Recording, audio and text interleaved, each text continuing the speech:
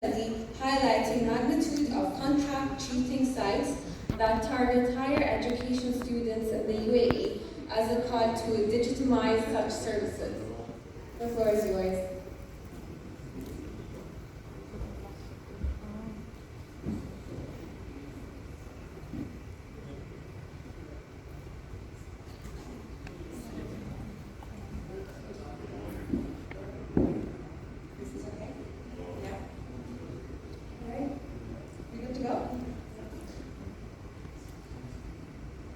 Yes?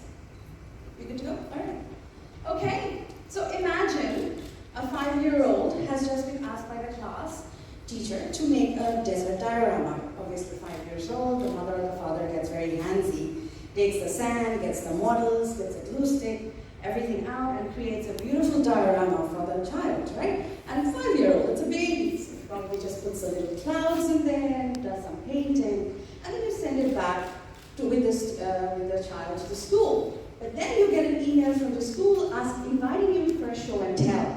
You go to the class and this cute, innocent child is holding that model, beaming with pride in front of his or her peers and says, "My model."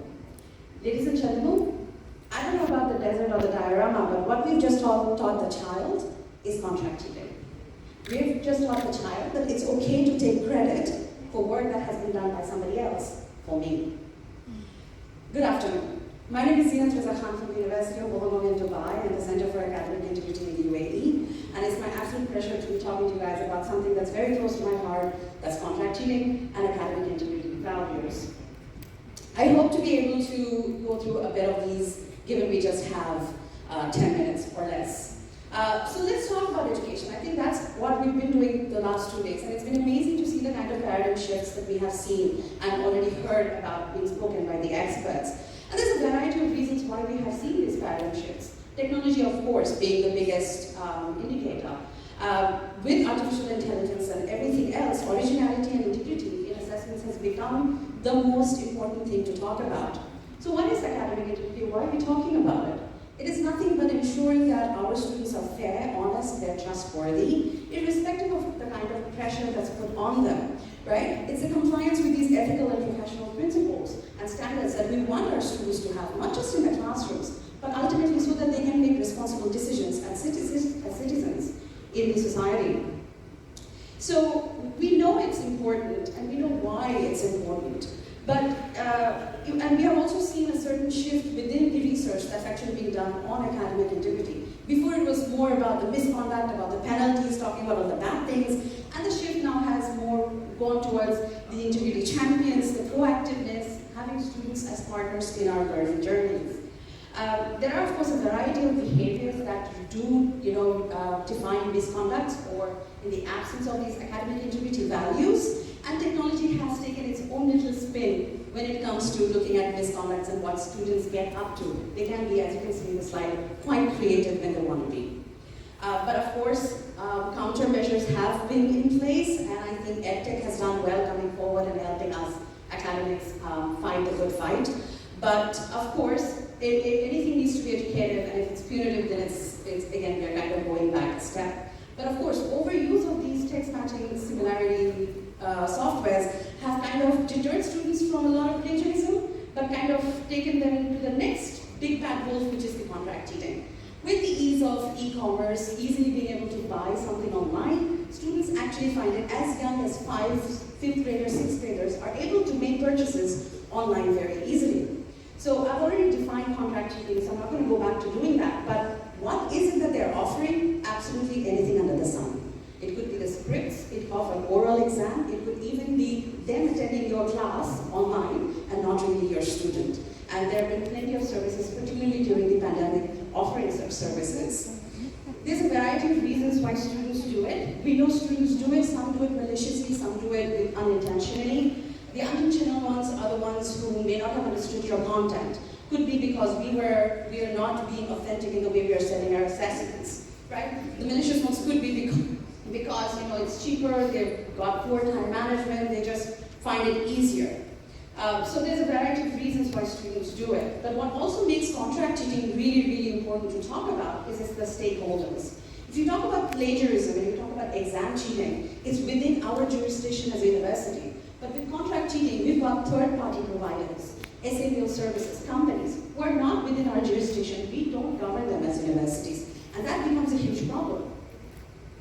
So, contract cheating is not new. It's been there as we take it back to as back as 19th century with fraternity mills and so on and so forth. But it really came to focus in 2015. In Australia, there was a huge scandal with many universities that were involved across many students, which led to suspensions and even revoking of degrees. TEXA, which is the agency in Australia that looks at quality, really got on board, did a lot of funding of projects, research, publications, and ultimately that led to the banning of these services in the country. There have been other researchers that have shown how academics themselves in lots of different parts of the world are writing these assignments themselves because it's cheaper, faster way of making money. But we've also seen studies come out where students then are getting blackmailed for more money because they've already used this service. A lot of the time these services are of course masquerading as very, very legitimate.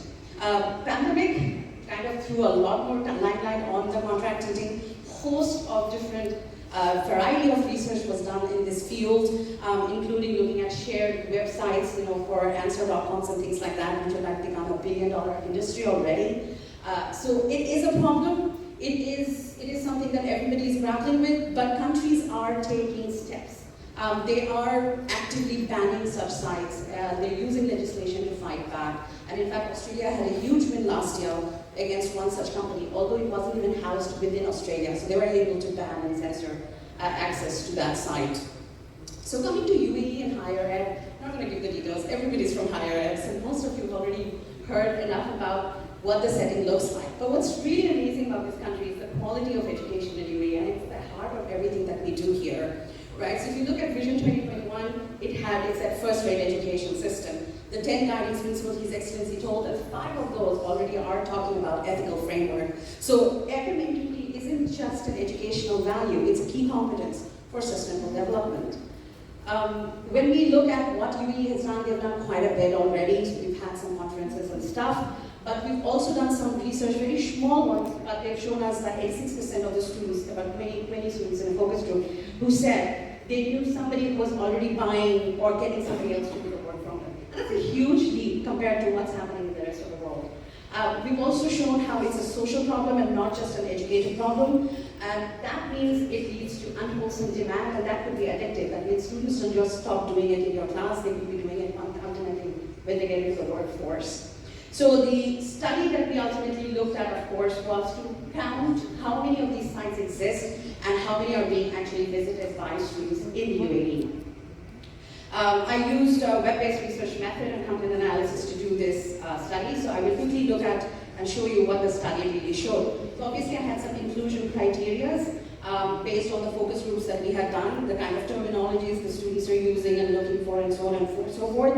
And most importantly, although millions, more than 6 million sites come back when you search, we actually looked at the first page for every one of those sites because 95% of the organic traffic clicks are in that first page. That means either they're paying to be the most visible or they're the ones that are most visited by the users when those terms are used. We also had some exclusion criteria where we didn't look at like domain.ae because even people from outside can use that domain. So it's not just people within the UAE who could be buying it. So ultimately, I'm just going to skip to show you the results.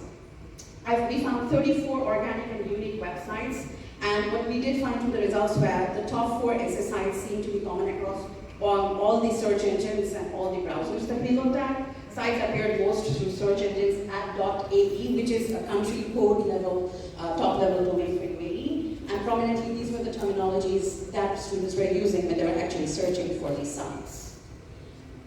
So why are we still talking about this? Have a look at the screenshots from these sites. They're purposely targeting students in the UAE, right? What's more, they're also so tech savvy and so well in the marketing that they do, they even put in university names and logos, making themselves really look legitimate to students. So unsuspecting students are actually eventually just victims.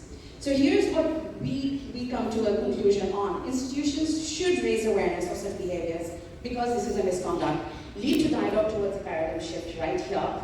We want faculty to be trained to restructure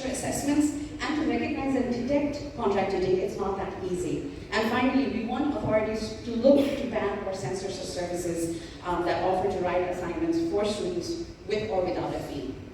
So with that, I come to the conclusion. We're a part of the Center for Academic Integrity in the UAE. It's a collaborative voluntary service. A lot of different faculty members from different universities are members, so anybody's interested, we are happy to have you collaborate.